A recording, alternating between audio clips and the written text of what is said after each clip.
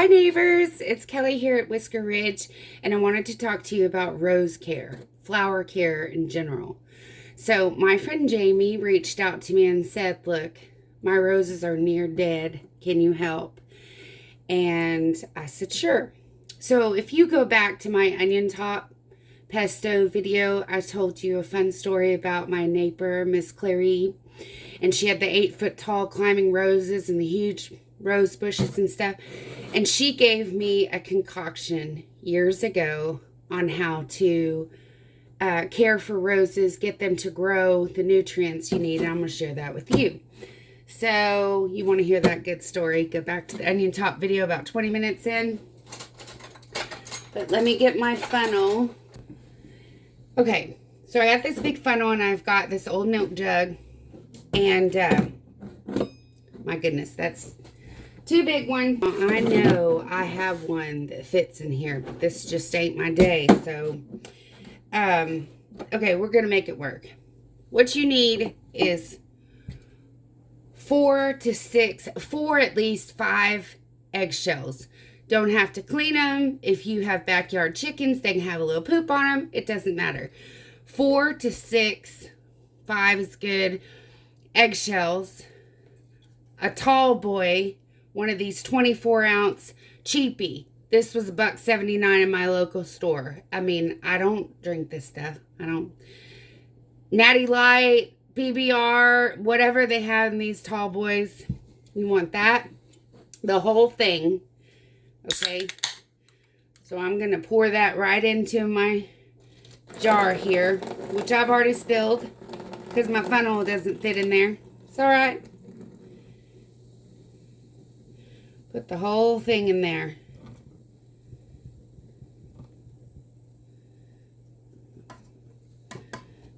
And you're going to get all that fizz on your beer. It'll go flatten a bit. And that's what we want. We're essentially looking for the yeast in it. Now, I did a fun experiment a couple of years ago, and I thought, active dry yeast, why not? Even we make bread with it and cinnamon rolls and things. That does not work. There's some magic in the beer, the brewing process, that will work for this. And hey, Miss Clary, she was an old farm girl. This was her trick. It's never failed me. I have beautiful roses. So, I got my beer in here. Got some of my eggshells. And this is this morning's coffee grounds. You can use 2 days ago. You can leave them out on a tray and let them dry. Some does not matter if they were just brewed an hour ago or 10 days ago. It does not matter. You just want the coffee grounds for a whole pot, like a 10-cup percolator or drip machine. Obviously, you're not going to open all the Keurig cups, which I wouldn't suggest that anyways. But I'm not breaking them down but any smaller to get them through the whole of the milk jug. And I would sometimes cut the top off of this, but I got one of those kitchen mat things and I want to put a cloth over the top, so I wanted a small hole. So I'm gonna put all these coffee grounds in here. I've got my 5 eggshells. I just crushed them up, pushed them through there. You don't need to mix it up that much. Let me get Lord, this one's so small, it's going to take me 2 days to get these in here, but I'm going to try.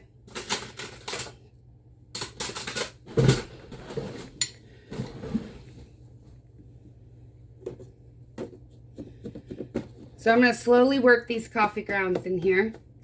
Okay? And then, so let's recap. We've got a whole 10-cup coffee pot of coffee grounds. We got a whole 24-ounce tall boy of beer. Any brand, cheapy, don't spend a lot. Put it in your gallon jug. Now, the OG Dawn dish soap. 2 tablespoons of this. And what we're doing here is we're getting the calcium from the eggs, the phosphorus, and the acidity from the coffee grounds. We're getting a little bug control, little aphids and things. They don't like this Dawn dish soap. It does not affect the yeast. It does not affect the bacteria in here.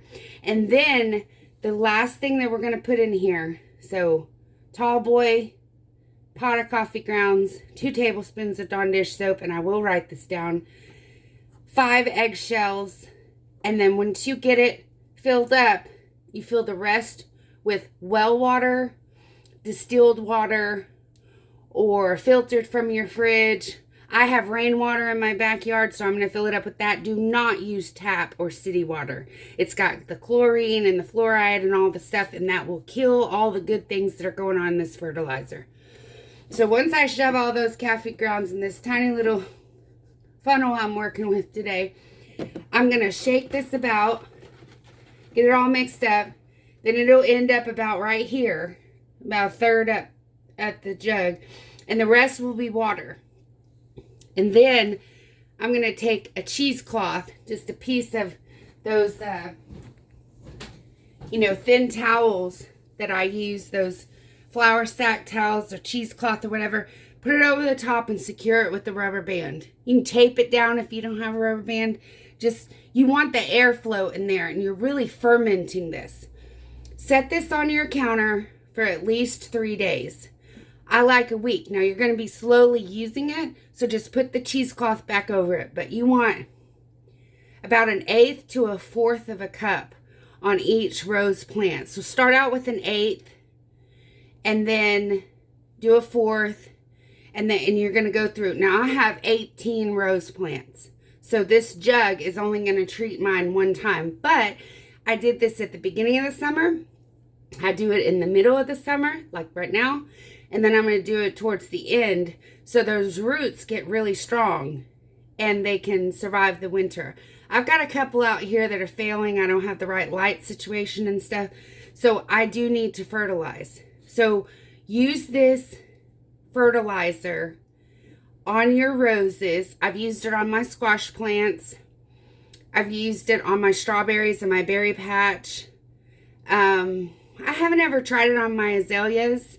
I think it would be okay, but roses dig this stuff. They just go nutso. And even if you think they're dead and they got the black spots and aphids crawling all over them and stuff, I promise you, in 2 weeks' time when you're using this, your roses will look fantastic. I'll show you a picture of Jamie's before and after, and you'll be amazed. So I hope you neighbors have a wonderful day. It's so good to see you. Please subscribe if you haven't already. I'd like to keep sharing with you all these tips and tricks. And have a beautiful day. Thanks.